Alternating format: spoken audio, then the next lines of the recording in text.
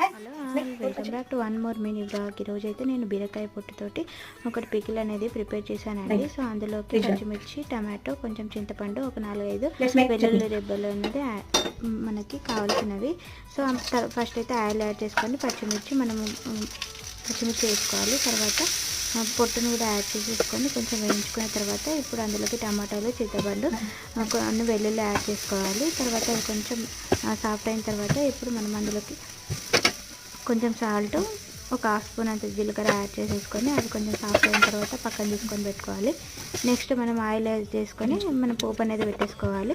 అవి చల్లారించిన తర్వాత మనం గ్రైండ్ చేసేసుకొని ఆయిల్లో యాడ్ చేసేసుకుంటే మనకి పికిల్ అనేది రెడీ అయిపోతుంది. ఎంతమంది ఈ పికిల్ అనేది ట్రై చేశారో నాకు కింద కమెంట్ బాక్స్లో కమెంట్ చేయండి.